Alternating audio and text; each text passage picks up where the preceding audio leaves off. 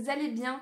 On est à la fin du mois et qui dit fin du mois dit bilan des lectures du mois écoulé, donc ici de mars, vous le savez. Et j'ai globalement beaucoup apprécié les lectures que j'ai faites ici durant ce mois-ci. Voilà, il y a eu des belles découvertes, il y a eu des coups de cœur, etc. Donc franchement, je suis très satisfaite. Et je ne vais pas m'étendre davantage et je vais commencer directement du coup avec la première lecture qui est celle qui m'a accompagnée à la fin du mois de février. Donc c'est la véritable histoire de Noël de Marco Leino, qui n'est malheureusement plus publiée, éditée. Et du coup qui est hyper galère à trouver. Mais moi ça fait très longtemps que je l'ai. Je pense que la première fois que je l'ai lu c'était en 2017 ou 2018. Et ça a été un véritable coup de cœur. Et donc ici vous l'avez compris, c'était une relecture dans le cadre du Belstagram Challenge que j'organisais. Et j'avais une catégorie de Comines Warneton où j'avais demandé de lire un livre qui se passait un peu comme dans la trêve de Noël qu'il y avait eu. Donc soit qui parlait de Noël, de guerre ou de paix. Et autant je ne suis pas du tout du genre à lire des livres de Noël en dehors de la période de Noël. Autant ici, je sais plus si je l'avais dit sur cette chaîne, mais je suis partie en voyage de noces en Laponie le mois passé et du coup je l'avais embarqué avec moi voilà, dans ma valise pour faire cette relecture.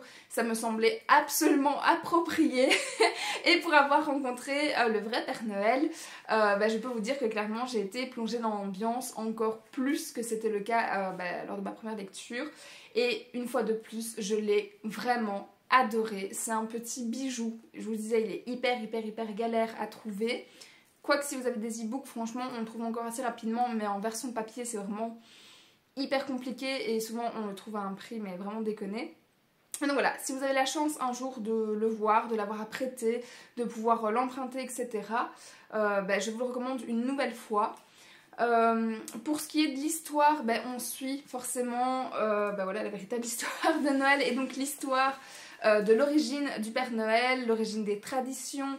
On explique de quelle famille il est issu, comment il s'est retrouvé un peu seul, etc. Comment il s'est mis à faire des cadeaux, comment il s'est mis voilà, à porter ce costume, à avoir des reines qui volent, tout ce genre de choses. Et voilà, c'est vraiment très bien écrit, c'est écrit sous forme de conte, c'est un jeunesse aussi du coup. Et c'est vraiment adorable, c'est vraiment un livre qui est porteur d'énormément de messages absolument juste magnifiques, sublimes, c'est tout doux, c'est pas que doux, c'est quand même aussi un peu dramatique, etc.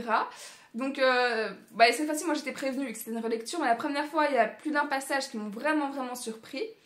Après cela je m'en rappelais assez, c'est plutôt le reste que j'avais oublié entre temps.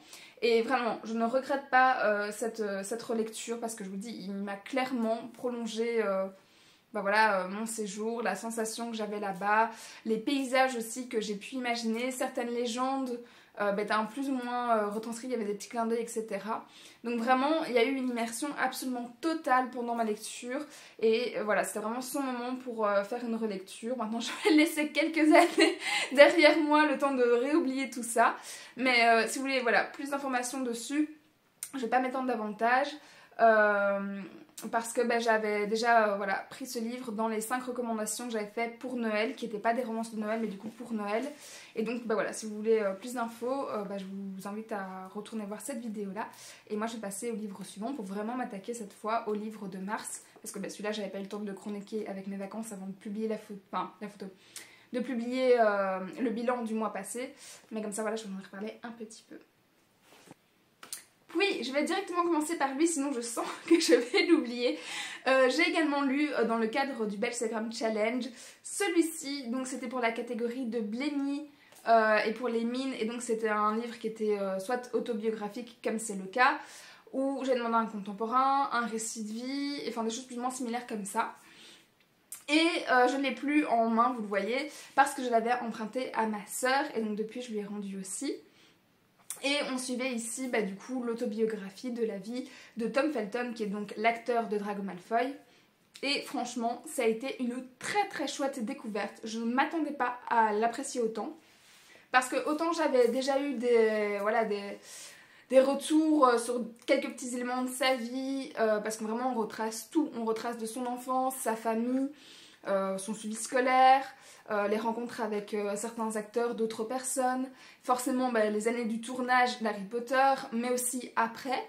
Et j'avais déjà eu des échos sur quelques parties plus sombres de sa vie d'après, notamment sur son addiction, son rapport à l'alcool, donc l'alcoolisme. Et par contre j'ai été très très très impressionnée vraiment de la qualité de sa plume, enfin je dirais plus de son authenticité. Alors c'est logique, vous me direz, parce que c'est une autobiographie, enfin il parle de lui, donc forcément il doit être normalement authentique, mais vraiment c'était très très intime comme lecture, c'était vraiment je dirais sans filtre, et en même temps écrit avec beaucoup de pudeur, beaucoup d'intimité. Certains souvenirs étaient partagés avec vraiment beaucoup d'humilité, beaucoup aussi de pudeur, beaucoup de fierté parfois aussi, donc vraiment on passait par un peu tous les stades. Souvent quand il parlait d'une personne avec qui il avait travaillé, qu'il avait côtoyé, il y avait aussi beaucoup de respect par rapport à ce que les autres lui avaient apporté. Et donc si vous voulez, les chapitres c'est souvent, souvent c'est tout le temps, un souvenir. Et à la fin, voilà, si pendant ce souvenir il a parlé de quelqu'un, il termine toujours son petit chapitre par une petite pensée pour un tel, merci de m'avoir appris cela, orienté sur ceci, cela, etc. Et franchement c'était vraiment bienveillant et vraiment très très très chouette à lire. Forcément, en tant que Potterhead, fan d'Harry Potter, etc. Oui, il y a le côté nostalgique. C'est quand même ce qui m'attirait de base, du coup, par-delà la magie. Mais au-delà de ça, vraiment, j'avais déjà vu plus ou moins par les réseaux sociaux que ça avait l'air d'être une très très chouette personne, et ce livre le confirme, en tout cas c'est son témoignage. Et aussi dans la préface qui est écrite par Hermione et qui lui fait un petit clin d'œil vu que visiblement ils sont meilleurs amis. Enfin je dis Hermione mais du coup c'est Emma Watson. Ça a vraiment l'air d'être quelqu'un que franchement je pense que j'aimerais vraiment côtoyer, qui a l'air profondément bon, et le livre allait dans ce sens là aussi. Et oui franchement je sais pas expliquer comment, mais comment il a vraiment réussi à rendre ça aussi intimiste au final, parce que j'avais vraiment l'impression pendant ma lecture que juste Tom était à côté de moi, et soit je me penchais en fait sur un album photo et il me racontait un petit peu en même temps, ou soit j'avais vraiment l'impression d'être à côté de lui en fond comme dans une pancine en fait, et d'observer un petit peu ses souvenirs en même temps que lui, de pouvoir les vivre, ces petits brins de vie en tout cas. Mais vraiment c'était très, très visuel, et l'émotion passait vraiment bien, en tout cas pour ma part, à travers ces lignes-là. Je me représente vraiment bien, aussi bien ce qui se passait autour que ce qu'il ressentait. Donc voilà, c'était vraiment très très très bien écrit. J'ai vraiment été étonnée de cet aspect-là, qui a vraiment rendu ma lecture encore meilleure que ce que j'aurais cru simplement. Et du coup je le conseille forcément à toutes les personnes qui ont aimé Harry Potter forcément, mais même en dehors, ceux qui aiment les récits de vie, etc. Parce que même si c'est pas un sujet très fort, très précis ou quoi, ça m'a vraiment embarqué, et du coup oui, je le recommande vraiment à mon entourage aussi. Donc voilà, si vous tentez déjà de base, franchement allez-y les yeux fermés, parce que c'est un très bon livre. Et vraiment plein de très très belles valeurs, et voilà, même dans les moments plus compliqués, plus sombres de sa vie, il y avait vraiment de belles choses à en retirer, et donc je suis très très heureuse de l'avoir offert à ma soeur, et très heureuse d'avoir pu le lire au passage, donc merci à elle encore de me l'avoir emprunté, très gentille. Aïe. À l'inverse, il y a vraiment des livres qu'on a envie d'aimer et qu'en fait on passe à côté, et pour ma part il s'agit de celui-ci, donc Fourth Wing. Vous voyez, j'ai cette magnifique, mais vraiment magnifique édition, Et je voulais vraiment l'aimer de tout mon cœur. Je voulais vraiment être hypée, voilà, comme je veux dire tout le monde. Maintenant les avis sont un peu plus mitigés, mais les premiers avis que j'ai vus en tout cas. Parce que vraiment, il me vendait du rêve, je vous jure, d'où cette édition. Voilà, on m'a dit un monde avec des dragons, avec des épreuves. Moi, je l'imaginais vraiment comme le nouveau ouais, Hunger Games, etc. avec des dragons. Et genre vraiment la nouvelle vibe, le truc, il faut absolument le lire. Enfin, ils ont tellement fait la promo ou quoi, mais surtout les gens, quoi. Et donc, ben, c'est un des rares livres que, ben, voilà, j'ai commencé alors qu'il n'y a que le tome 1 qui est sorti. C'est excessivement rare. Et honnêtement, bah ouais, enfin, j'aurais pu attendre, quoi. C'est pas que c'est mauvais, j'irai pas jusque là. J'ai du mal à dire si j'ai aimé ou pas aimé. Je crois que je vais devoir attendre le tome 2 pour vraiment me positionner. Mais il n'a pas rempli toutes ses promesses en fait. C'est vraiment ça mon souci. C'est une romantaisie. Voilà, je pense que c'est vraiment le premier point que je dois aborder. C'est une romantaisie et forcément dans le côté fantasy on retrouve tous les dragons, etc. On va retrouver bah, aussi voilà, Violette qui va essayer en tout cas de devenir dragonnière. Et donc pour ça elle doit passer effectivement par toute une épreuve de sélection, d'entraînement, enfin voilà toutes ces choses là.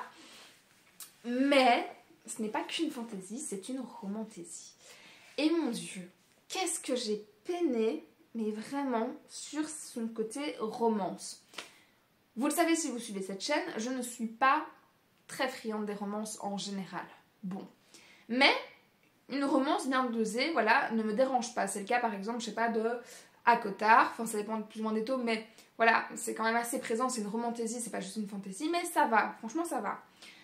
Ici, j'ai vraiment levé les yeux au ciel, mais tellement de fois. Et pendant la rencontre du Bestagram, on a pu échanger justement sur ce bouquin-là avec les autres filles.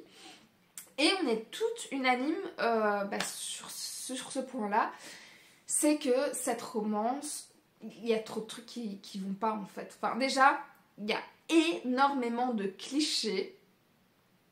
Mais parfois ça mène vraiment à des trucs qui ne vont pas. L'exemple qui vraiment m'a marqué, c'est qu'à un moment Violette est en train de faire un combat, voilà, en un contre un avec quelqu'un. Et du coin de l'œil, elle voit bah, le gars sur lequel elle fantasme très clairement. Et il a un t-shirt mouvant. Et donc sa concentration part un peu en vrille. Et là, il enlève son t-shirt. Et elle n'a plus Dieu que pour lui. Et elle oublie totalement le combat. Et forcément, elle se fait défoncer. Ce qui est logique, grande. T'es en train de faire un combat en tête à tête. Genre, reste focus en fait. Et juste à la fin, elle se fait défoncer. Et je regardais... Enfin, je la regardais, non, du coup, je regardais les pages. Mais j'étais là en mode genre... Mais juste, c'est mérité, grande. Enfin... Je vais pas te plaindre quoi. Juste un moment, c'est tellement juste pas plausible, enfin c'est pas crédible. Et des passages comme ça, il y en a eu plein, vraiment des trucs qui allaient pas. Voilà. Je vais pas en citer 20 000 non plus, je vous laisse découvrir, etc. Ceux qui aiment les romances bah, seront vachement plus emballés que moi, d'où les retours positifs qu'il y a eu dessus. Mais franchement, non, je trouve qu'elle est mal amenée, je trouve qu'elle n'est pas assez approfondie, je trouve qu'elle prend vraiment, mais vraiment trop le dessus bah, sur le reste de l'histoire. Et c'est ça qui a fait au final que bah, voilà, j'ai beaucoup moins accroché que ce que j'aurais cru. Et c'est ça aussi qui fait que bah, j'attends vraiment le tome 2 pour me positionner, pour savoir si vraiment je vais aimer ou pas. Parce que clairement, tout le côté romance, j'ai pas aimé. J'ai pas aimé, je vais pas le dire autrement. J'ai lu des romances qui m'ont en tout cas bien plus convaincue que celle-là. Voilà, même si c'est pas mon truc de base, je pense qu'objectivement il y a des trucs qui n'allaient pas, en tout cas dans la construction de cette romance-là. Voilà, j'ai discuté avec plein de personnes, certaines étaient vraiment convaincues comme moi qu'il n'y a rien qui allait, certaines bah, ont adoré la romance et ne voyaient même pas en quoi ça pouvait être cliché, etc.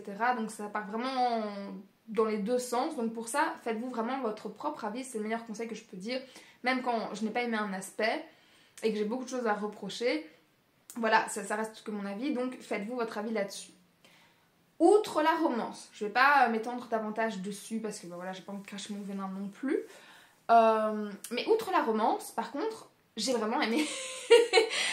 C'est Basquiat, je pense, du coup, le nom de l'univers. J'ai vraiment aimé l'univers.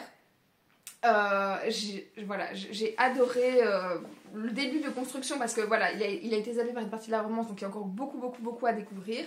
Mais en tout cas, j'ai aimé son système aussi, plus ou moins, de cast comme ça, qui m'a un peu fait penser à Divergente pour le coup. J'ai aimé voilà, le fait qu'elle n'était pas prédestinée à devenir une dragonnière comme le souhaitait sa mère ou des choses comme ça. Et donc que clairement elle n'avait pas les qualités requises pour ça et que donc clairement la fille elle va galérer à fond sur ses épreuves et des épreuves qui sont pas faciles non plus. Et donc j'ai vraiment aimé tout ce côté préparation, essayer de les relever tant bien que mal, essayer de se relever de certains échecs etc. Aussi. Voilà, j'ai bien aimé ce côté anti-héroïne. Et vraiment cette fille qui voilà va devenir de plus en plus badass, on le sent, mais qui ne l'est pas dès le début. Donc pour ça je l'ai trouvée assez bien construite, même si à nouveau c'est pas le personnage le mieux construit que je connais de toute ma bibliothèque, mais j'ai aimé voilà cette approche et cette gradation on va dire, voilà, et son évolution en tout cas. Et j'ai aimé les épreuves qui ont été proposées aussi. J'ai trouvé que l'écriture était assez visuelle, donc je me suis bien représentée ces différents passages, les moments assez marquants, etc. Et surtout, parce qu'il faut quand même que je le dise, j'ai adoré les dragons. Ça c'est sans surprise, ils sont encore mieux que ce que j'aurais imaginé à la base, je les ai vraiment aimés.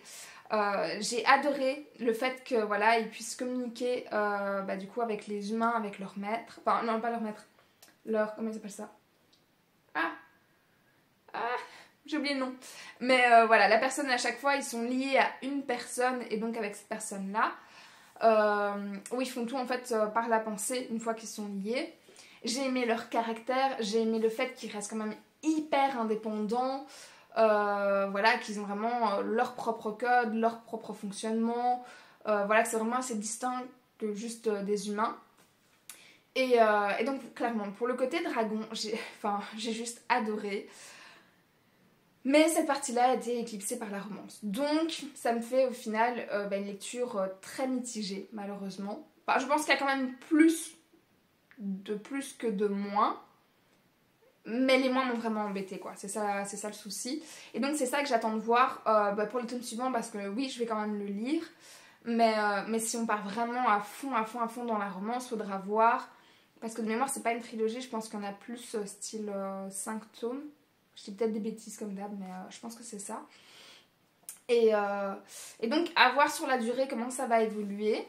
Mais en tout cas, je vais me risquer au tome 2 parce que j'ai vraiment envie de continuer à découvrir cet univers, à côtoyer ces dragons, etc.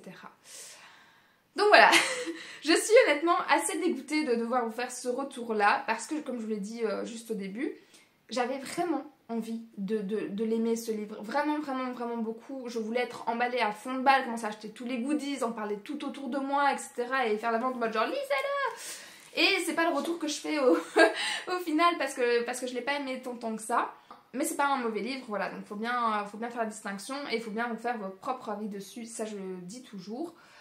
Donc voilà, je ne sais pas quoi dire d'autre par rapport à ce livre-ci, sans malheureusement devoir vous spoiler l'un ou l'autre élément, et ça serait un peu bête.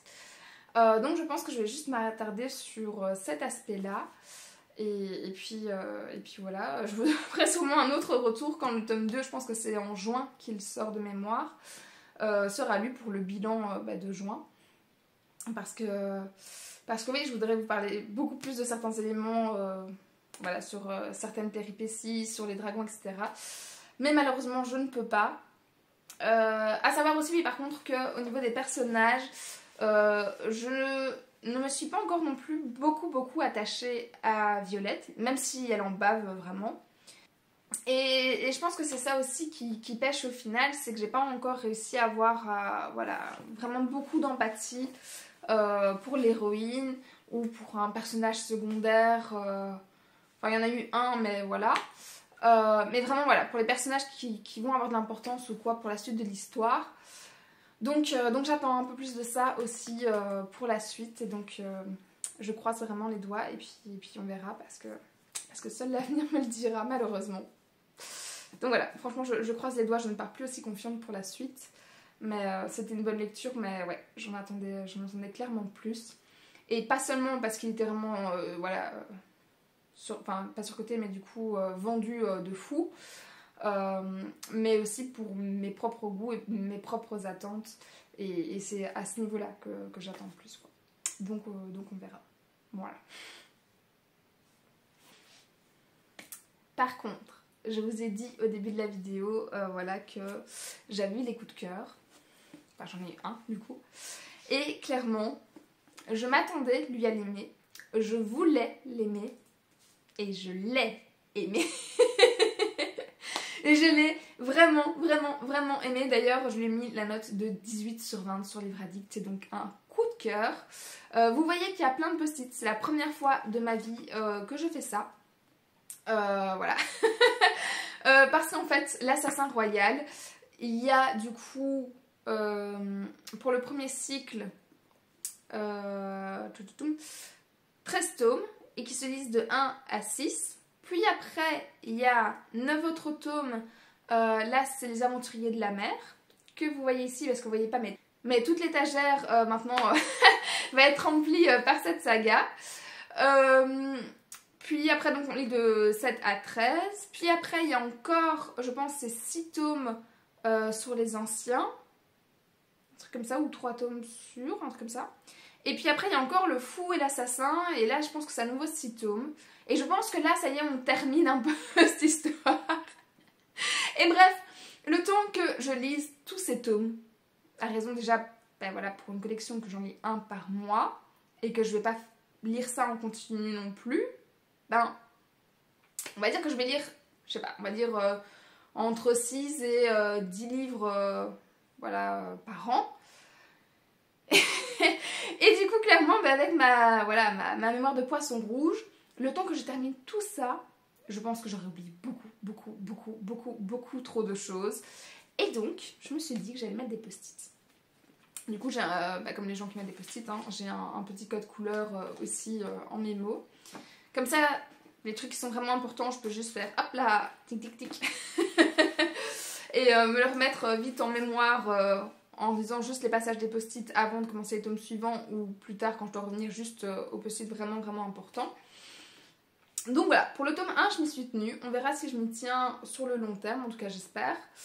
Et sinon pour ce qui est de l'histoire, donc le résumé nous disait: au royaume des Six-Duchés, le prince Chevalerie, de la famille régnante des Loin-Voyants, renonce à devenir roi servant le jour où il apprend l'existence de Fitz, son fils illégitime. Le bâtard grandit à Castelfer sous l'autorité de Buric, le maître d'écurie. Mais le roi subtil impose que Fitz reçoive une éducation princière. L'enfant découvrira bientôt que le dessein du monarque est tout autre, faire de lui un assassin au service du pouvoir. Et tandis que les attaques des pirates rouges mettent la contrée en péril, Fitz va constater à chaque instant que sa vie ne tient qu'à un fil, celui de sa lame. Et maintenant que je relis le résumé, franchement, je me dis que je n'aurais pas pu en faire un meilleur sans spoiler rien du tout. J'ai, mais franchement, adoré cette histoire. Alors j'en entendais toujours d'excellents retours, à chaque fois des coups de cœur, tous les tomes sont au-dessus de 17 ou 17,5/20 sur Livre Addict. Je n'entendais que du bien de la plume de Robin Hobb. À chaque fois dans les classements des meilleurs livres fantasy adultes, que ce soit celui-là ou voilà Les Aventuriers de la mer ou les anciens, etc., se retrouvaient systématiquement dans les tops. Et donc j'en attendais vraiment beaucoup pour le coup. J'attendais vraiment un qualitatif, un univers très développé, des personnages bien construits, etc. Et il a rempli toutes les cases. Je l'ai lu comme tous les univers assez denses, etc., à la vitesse d'un véritable escargot. Et donc je l'ai traîné pendant longtemps. Mais voilà, ça m'a pas frustrée non plus, parce qu'à chaque fois j'avais qu'une hâte, c'était d'y retourner, c'était de pouvoir passer énormément de temps sur ma journée dessus. Et vraiment, je me réjouis de me dire qu'il y a autant de livres qui m'attendent et qui sont susceptibles d'être des coups de cœur, quoi. Genre vraiment, cette idée, mais juste... voilà, juste ça me fait sourire en fait et je me sens bien rien qu'à l'imaginer, me dire autant d'heures de lecture que vraiment je vais adorer quoi. Je suis super heureuse de m'être lancée dans Assassin's Royal, dans cette saga, dans Robin Hood, etc. Et j'ai beaucoup aimé l'univers parce que là, ici, c'est un tome qui, faut l'avouer, est assez lent. Voilà, il y a des petits bas, des petites vagues, etc. Ouais, il y a eu quelques retours là-dessus, comme quoi on aurait pu à un moment donner 2-3 coups de fouet. Et je comprends, mais ça m'a pas dérangé honnêtement. Pourtant, c'est pas trop descriptif, c'est pas trop contemplatif, pardon. Mais c'est vrai que parfois il y a longtemps, il y a pas mal de chapitres qui font 30-35 pages quand même, avant qu'il y ait vraiment un rebondissement ou quoi. Mais vraiment, je me suis délectée de cette lecture et donc ça ne m'a posé aucun souci. Comme pour l'univers, donc on apprend déjà pas mal de choses sur comment ça se situe, les endroits les uns par rapport aux autres, la contrée, etc., où se trouve la mer, les montagnes, etc., les différents bourgs. Quoi d'autre? J'ai beaucoup aimé aussi la manière que Robin Hood a de nous donner les informations en fait. On apprend énormément de choses pendant les échanges entre les différents personnages, entre du coup visiblement ici Fitz et aussi la personne qui le forme en tant qu'assassin, donc Umbre. Et c'est vraiment dans leurs échanges où on va apprendre ce qui se passe là-bas, ou alors quand il va au marché dans le village, dans les commérages entre les gens. Et c'est vraiment toutes des infos qu'il va prendre par-ci, par-là, etc. mais qui sont dans le discours et pas tant en mode juste une description, etc. D'un point de vue extérieur. Et j'ai trouvé que c'était beaucoup plus naturel et au final ça paraît beaucoup moins lourd aussi. Même si forcément il doit y avoir un mélange des deux. Mais je pense qu'il y avait davantage par cet aspect-là. Et vraiment par les conversations voilà, de l'un à l'autre, de lui envers un roi ou un prince, etc. Que juste on te pose le cadre comme ça, quoi. Donc on apprend en continu, on retient certaines brides voilà, qui sont importantes ou pas, ou certaines qui sont plus importantes vont quand même être répétées ou quoi. Mais j'ai vraiment eu aucun mal du coup à assimiler ces informations et à retenir ce qui était important, je pense. Et voilà, à me représenter les choses au final les unes par rapport aux autres. Et donc voilà, j'ai vraiment beaucoup aimé cet aspect parce que vraiment, ça n'alourdit pas le récit. J'ai aussi beaucoup aimé la plume de Robin Hood. Sans surprise, sinon ce serait pas un coup de cœur.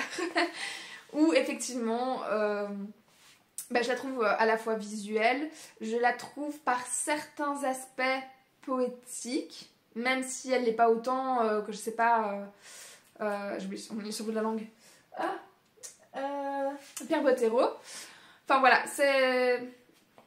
Il y a un aspect poétique, mais j'aurais du mal à qualifier, à expliquer pourquoi. Mais en tout cas, je l'ai ressenti. Et forcément, il y a beaucoup de choses qui sont déjà pensées. Quand elle commence son récit, on sent qu'elle sait où elle compte aller, on sent qu'elle a son plan en tête. Et pour des univers aussi gros, franchement, il faut, sinon je pense que tu perds le lecteur. Et donc là, je lui fais totalement confiance. Voilà pour la suite de l'aventure, pour tous les tomes, pour tout ce qu'elle va vouloir développer. Je pense qu'elle a déjà mis pas mal de bases en tout cas. Et je me suis déjà aussi voilà, beaucoup attachée au personnage de Fitz, qui déjà du coup c'est un bâtard. Et en gros ça commence par son grand-père du coup qui le largue au royaume en mode genre prenez-le, on n'en veut plus, c'est un bâtard, c'est à son père de s'occuper de lui, ciao. Et quand il arrive, en fait, il n'a pas de prénom. C'est juste, je crois qu'on l'appelle à ce moment-là, genre petit ou gamin ou un truc comme ça. Et donc, quand il doit se présenter, quand on doit le présenter après voilà, au roi, etc., enfin au prince, on ne sait pas comment l'appeler. Et donc, finalement, on va lui donner le nom de Fitz. Et Fitz, c'est en gros pour dire bâtard, quoi.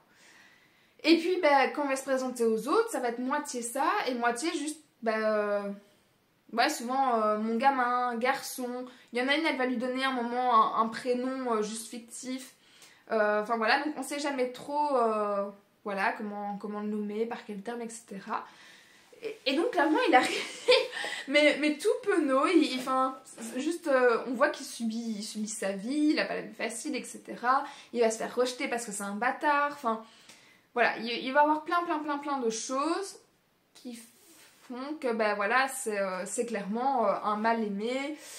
Certaines personnes vont le prendre sous son aile, dont, ben, on dit ici l'autorité donc de Buric. Je sais pas comment on prononce, si c'est Burich, Buric, quelque chose. Voilà, moi je dis Buric dans ma tête. Et voilà, et qui vont un peu servir de père d'adoption, de figure paternelle en tout cas. Et il a toujours des liens comme ça, mais il sent toujours à distance que ben voilà, c'est pas des liens familiaux non plus. Et donc par cet aspect-là, il est toujours un peu meurtri, un peu malmené, un peu borderline comme ça. Et j'ai vraiment beaucoup aimé cet aspect, bah, du coup pour un personnage principal qui est à nouveau un peu un anti-héros et tout, un peu toujours en décalage des gens. Donc franchement j'aimais bien. Et moi j'adore les héros pardon, qui sont justement malmenés tout le temps, où il leur arrive tout le truc horrible et tout. Et clairement on va être là-dedans, donc je me suis déjà grandement attachée à lui. J'ai aussi beaucoup apprécié son don. Parce que bah, on est dans de la fantasy et donc j'avais eu écho qu'il y avait un don qui s'appelait le vif. Et le vif en gros lui permet de communiquer avec les animaux et ici en l'occurrence avec les chiens. Et donc on va suivre aussi sa relation avec ses compagnons. Et moi qui suis, je vous l'avais déjà dit, voilà, très sensible à la cause animale, etc. J'ai vraiment apprécié ce lien qu'il avait avec les chiens. Ça amenait beaucoup au récit. Ça je ne vais pas en parler plus parce que bah, voilà, j'ai pas envie de spoiler rien du tout. Mais voilà, ce don, en tout cas, ce vif, ce pouvoir, bah, va être exploité dans le livre. Et j'ai vraiment aimé cet aspect-là, cette forme de magie, on va dire, de pouvoir. Donc voilà, j'aime beaucoup cet aspect. Et plus d'une fois, voilà, ça m'a pris. Je me suis dit que j'aurais bien aimé avoir ce don-là aussi. Et donc voilà, et pour le reste, bah, on suit forcément aussi bah, sa formation d'assassin. Clairement, c'est un aspect que j'adore aussi, c'est pour ça que j'ai autant aimé la Guilde des Ombres, vu que les ombres sont des assassins.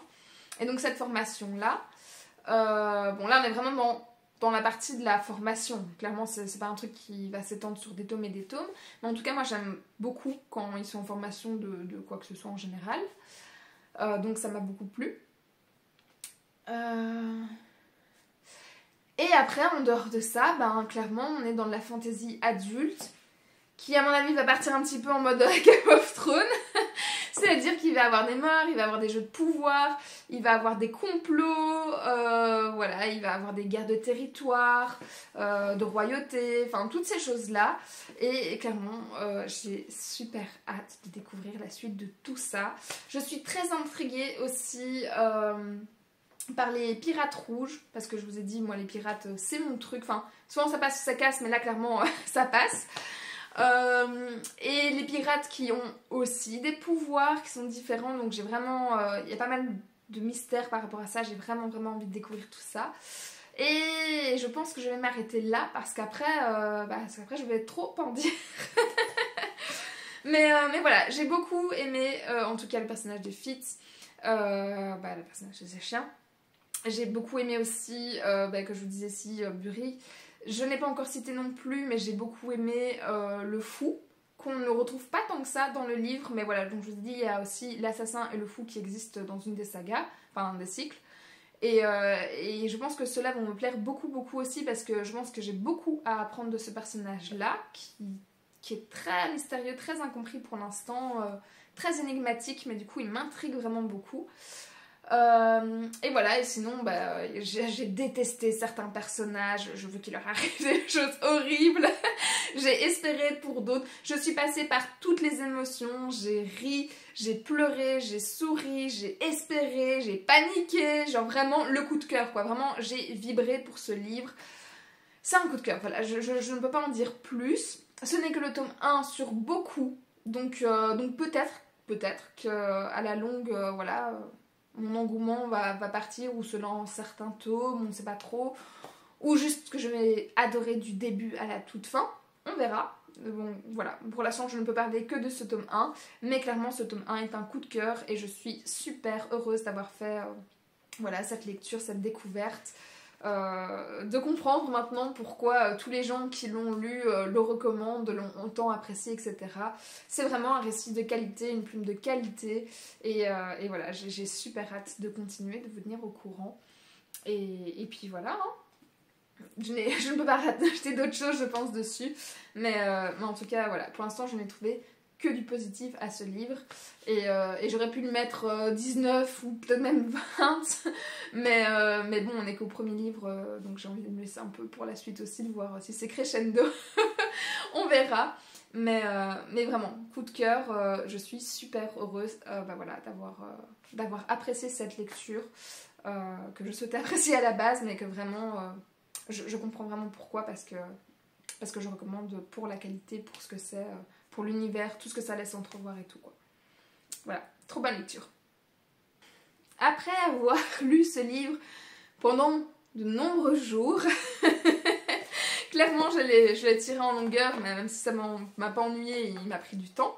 J'avais envie d'un truc très court, et du coup pour le Blossom Spring, il y avait une BD. Du coup j'ai clairement intercalé une BD et j'ai choisi Cher Blouk Blouk, donc Lettre à mon embryon, qui est publié chez Le Duc graphique. J'adore Le Duc. Ils font des très chouettes sujets en fait par BD. Et ici on nous dit 2 barres sur un bout de plastique plein de pisse, c'était ça l'annonce de Toi et moi. J'ai eu l'impression qu'elle avait le pouvoir d'arrêter le temps, puis de le rendre insupportable. Beaucoup de choses se sont brisées face à ces 2 minuscules barres. Ma conviction stupide que ça ne m'arriverait jamais, mon rêve d'une grossesse désirée et heureuse, tout ça remplacé par une forme de désespoir.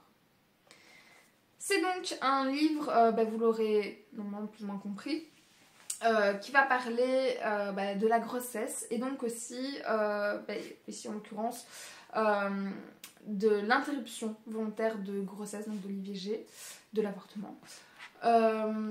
Et je suis contente d'avoir lu cette BD, j'avais envie de découvrir voilà, un récit féministe qui allait dans ce sens, etc.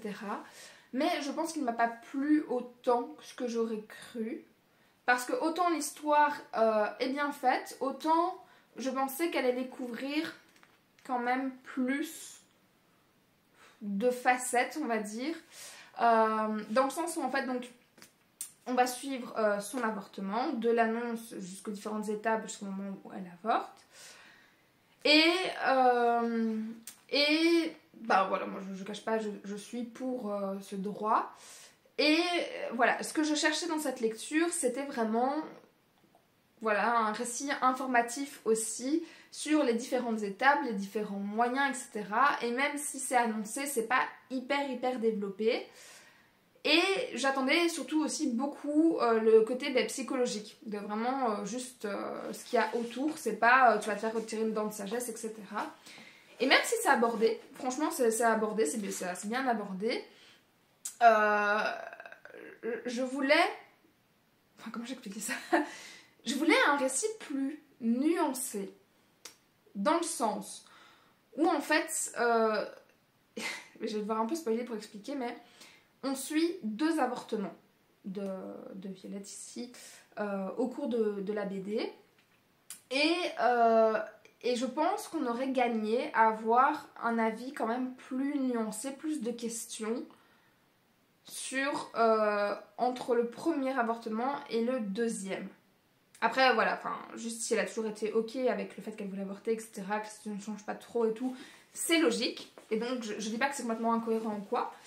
Mais on va suivre aussi comment elle le vit, c'est-à-dire très mal, par rapport à son compagnon, qui lui au début juste nie le bazar et s'en fout et a des mauvaises réflexions, etc. Mais je pense qu'on aurait gagné à avoir aussi un moment cette dualité entre quelqu'un qui veut garder ou pas. Alors ça, c'était pas le but de la BD ou quoi, mais je pense que ça aurait pu être intéressant, donc c'était un peu mon attente au final quand j'ai appris le 2e avortement.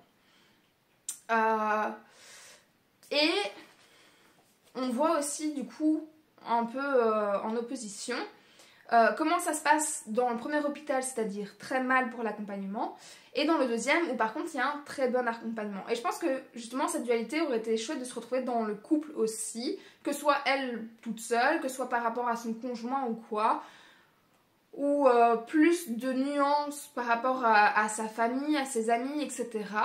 Que là j'ai senti un récit qui était quand même très féministe, ce qui est assez logique. Mais où tout est dans le sens du c'est bien, il faut faire ça, etc. Et même si je suis dans cette idée, dans cette optique-là, je pense que ça aurait pu être encore plus développé au niveau psychologie s'il y avait eu vraiment les deux pendants à chaque fois, quoi. Donc c'est un peu ce côté-là que je regrette. Même si voilà, ici cette BD est assez bien faite, c'est quand même assez développé. Je vous dis, je vous attendais plus du médical, mais pour le côté psychologique, voilà, c'est quand même assez bien souligné, en tout cas survolé. Mais je sais pas, ouais, j'attendais justement que ce soit moins survolé et encore plus approfondi, quoi. Mais voilà, c'est une BD, ça fait 160, non pas, je pense, 140 pages, et pour ça, elle fait bien son taf, quoi. Donc oui, ça libère aussi clairement les droits à la parole, ce droit-là à son corps, etc. Mais voilà, j'attendais un petit peu plus tout simplement. Et pareil, autant les couleurs, les dessins, etc. sont très cohérents. Voilà, il y a des très belles planches aussi en général dedans. Autant, je vais vous montrer celle-là aussi par exemple. On voit souvent... voilà, ce genre de dessin. Autant j'ai eu du mal, par contre, avec la police d'écriture. C'est assez rare dans une BD, mais il y a toute une partie qui est écrite en fait de sa propre main, et je trouvais pas ça hyper lisible.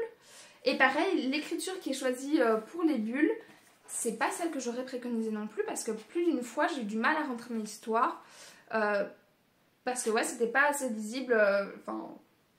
Voilà, en général, il y a tel type de police pour les livres, parce que voilà, c'est plus facile à la lecture, et du coup, notre regard va plus vite. Autant là, j'ai dû m'arrêter 2-3 fois pour décrypter 2-3 mots.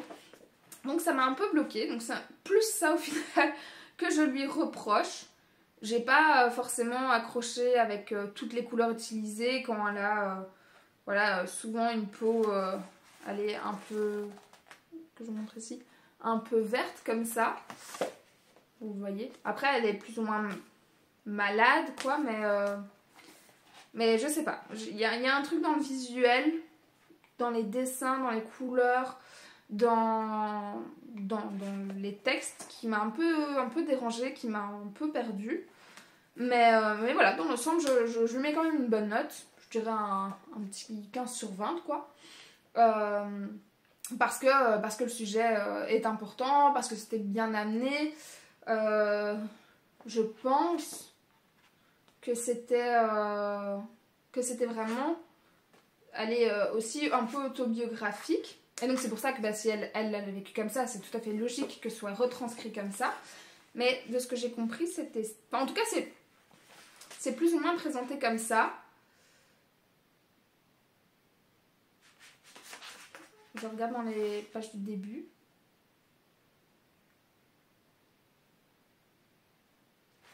Ouais, il me semble que c'était sa vraie histoire. Et donc je ne peux pas critiquer officiellement, enfin objectivement, son histoire. Ça, c'est la sienne, ça lui appartient. Elle dit bien à la fin que tous les avortements ne se passent pas comme ça non plus. C'est voilà, c'est un exemple. Mais ça, je n'ai pas forcément su dès le début de ma lecture, et c'est pour ça que c'était un peu plus nuancé, qu'il y a eu quelques regrets, quelques machins, etc. au cours de ma lecture. Mais je le recommande tout de même, parce que voilà, c'est un sujet important, que je suis sûre qu'il va trouver son public, que je trouve ça très chouette qu'on écrive sur ce sujet-là, etc. Donc je suis quand même contente de l'avoir lu, c'est pas ça. Mais c'est pas, voilà, ça n'en fait pas ma BD préférée, c'est pas celle qui m'aura le plus marqué, le plus impacté, etc. Après, je n'ai jamais été concernée non plus. Donc voilà. Mais voilà, chouette BD toutefois, où on peut quand même apprendre, où elle peut faire réfléchir, elle peut peut-être aider certaines personnes, etc. Mais voilà, j'ai pas été convaincue à 100% comme je l'aurais cru. Et pour le reste, j'ai pas grand chose non plus à lui reprocher. parce que ça c'est qu'une question de goût au final, une question d'attente, donc voilà, en dehors de ça, je recommande tout simplement. Et nous sommes le 27 mars, au moment où je tourne cette vidéo. Et donc, j'ai 30 ans depuis hier. Et donc, le dernier livre que j'ai lu, là tout de suite au moment où je tourne cette vidéo, c'est cette BD, donc le guide de la trentaine, qui était publié chez qui ça? Vent d'Ouest. C'est une assez vieille collection. Je me rappelle que les parents en avaient déjà pas mal à la maison. Et elle m'avait été offerte, je pense que j'avais déjà dit ça avant le Blossom, j'ai un doute, mais par ma bouquiniste à l'occasion de mon anniversaire. Et donc clairement je l'ai lu le jour de mon anniversaire. Et bon, ça a un peu vieilli, hein. Qu'on se le dise, c'était clairement pas non plus la BD du siècle, etc.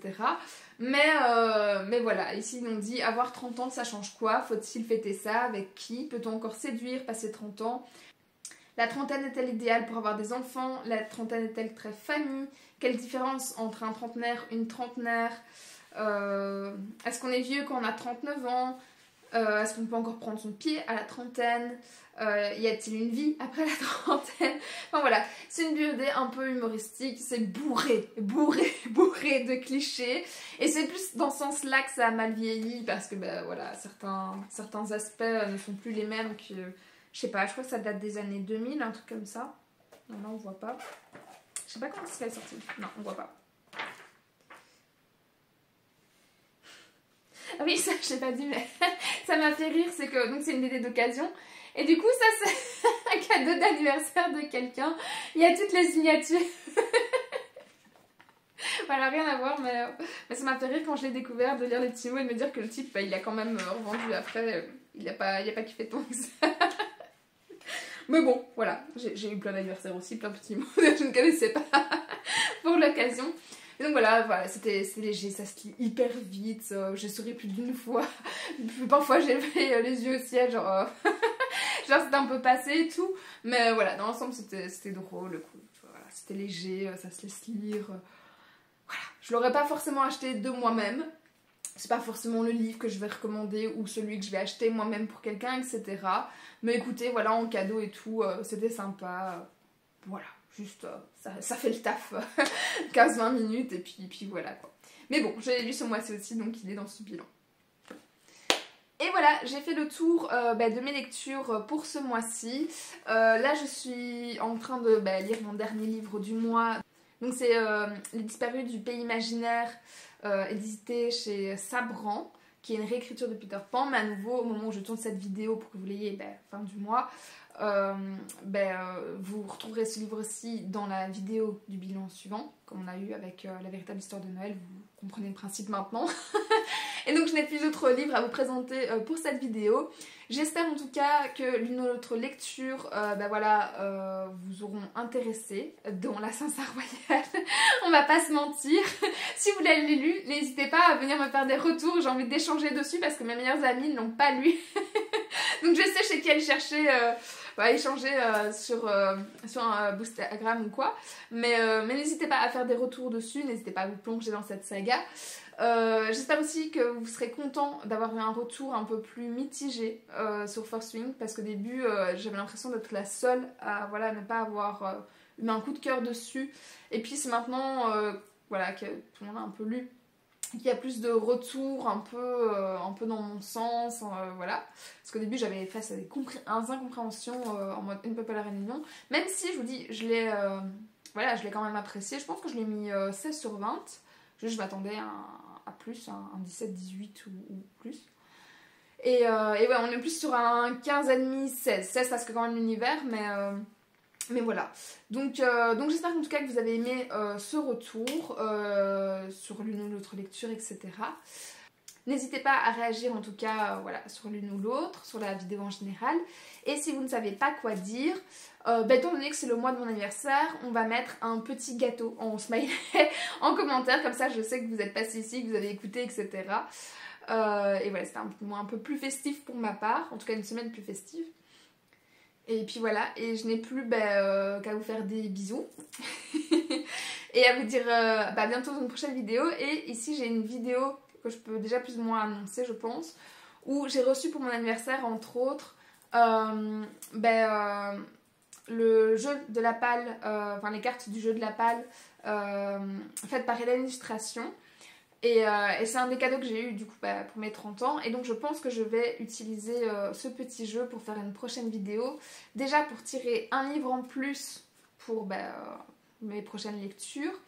Et je vais peut-être aussi l'utiliser pour faire 5 recommandations complètement au hasard, sans thème précis ou quoi, dans ma bibliothèque pour voilà un peu utiliser ce jeu, vous le présenter un petit peu aussi parce que j'aime vraiment beaucoup le principe. Et puis d'autres vidéos de toute façon, donc voilà. Je vous fais plein de bisous et je vous dis à bientôt dans une prochaine vidéo. Salut!